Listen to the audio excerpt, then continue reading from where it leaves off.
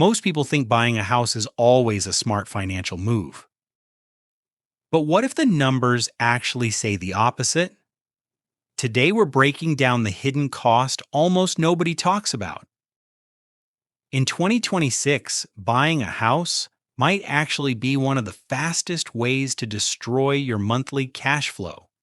Not emotionally, not theoretically, mathematically.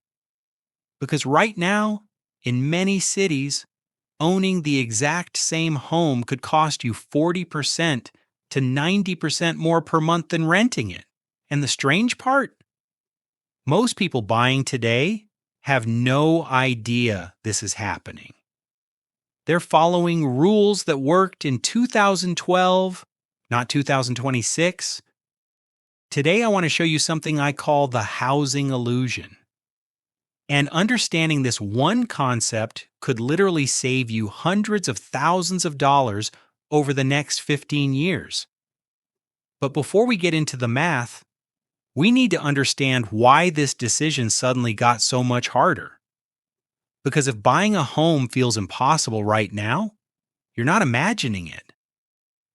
The rules actually changed. Just 5 years ago, the difference between a mortgage payment and rent was often small. In some markets, buying was even cheaper monthly. That world is gone. According to recent data from Freddie Mac and Redfin covering 60 major metro areas, renting is now cheaper than buying in nearly every large market. Today, the average mortgage payment, including taxes and insurance, sits around $3,150 per month.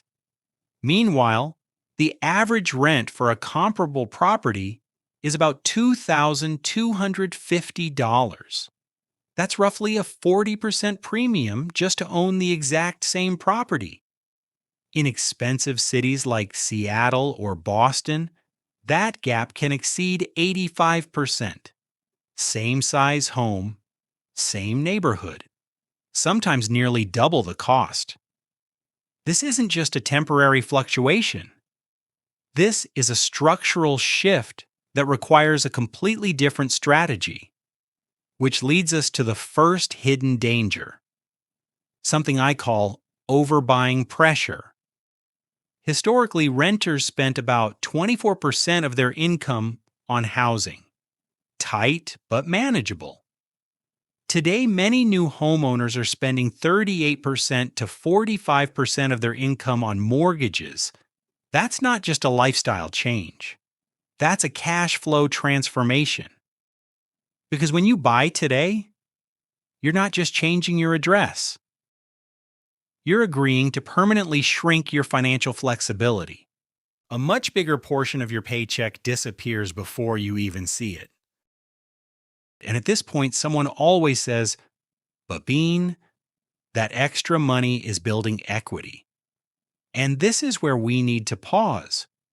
Because in the first 12 years of a high-interest mortgage, you're building far less equity than you think.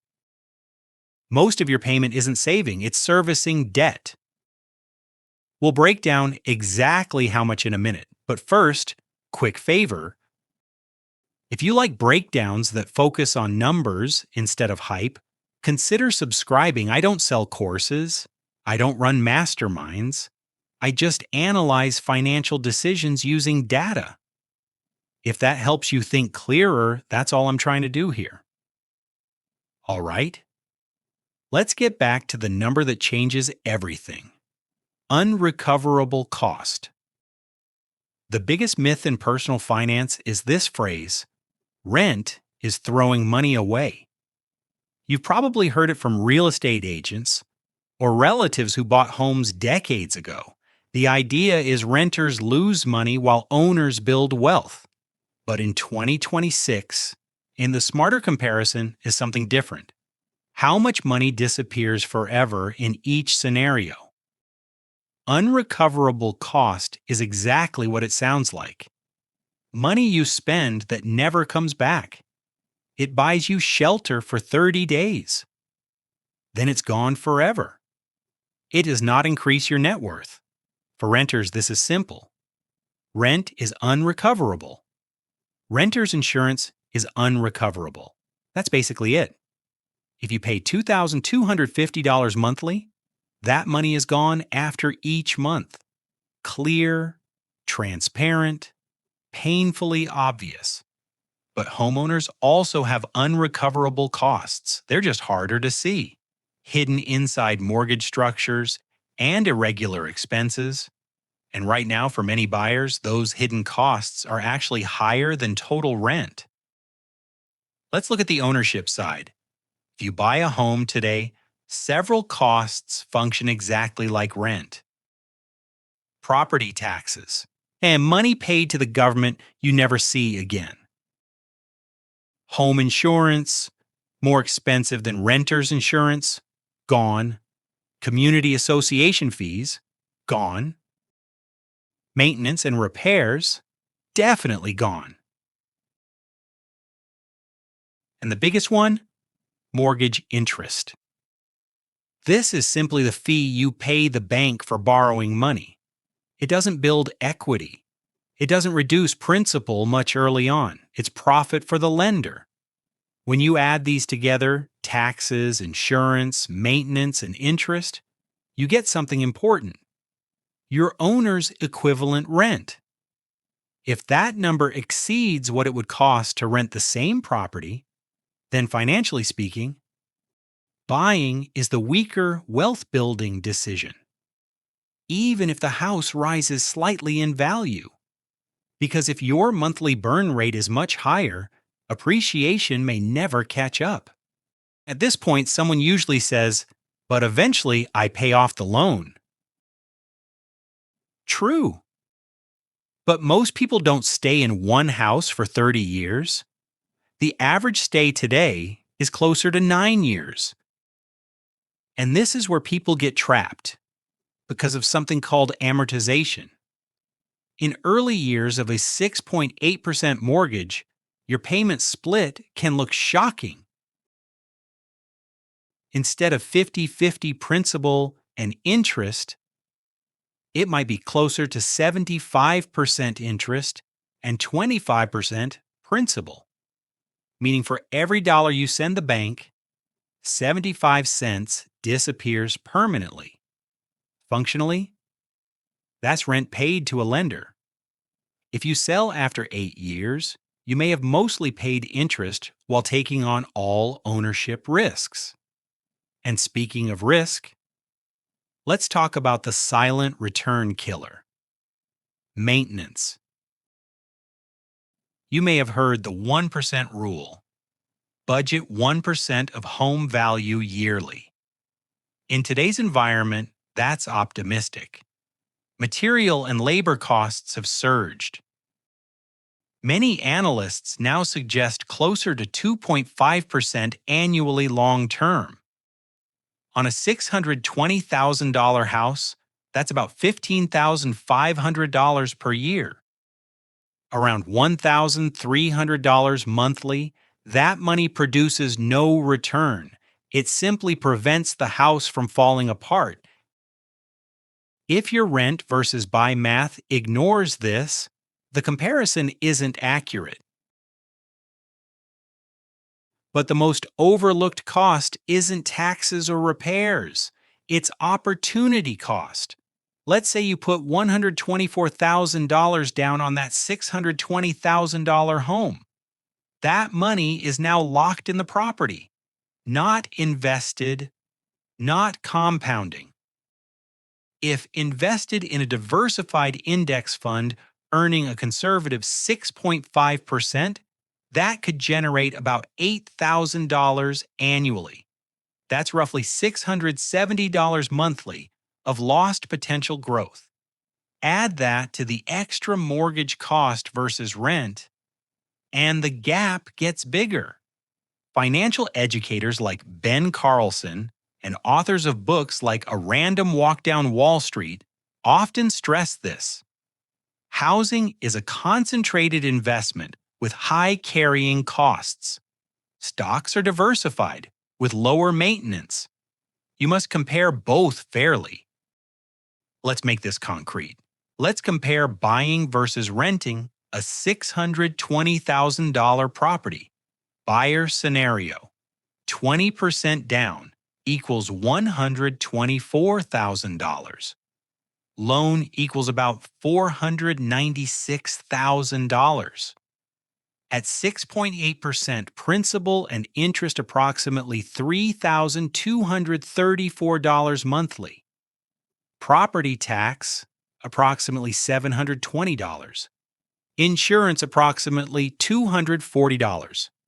Maintenance 2%, approximately $1,030.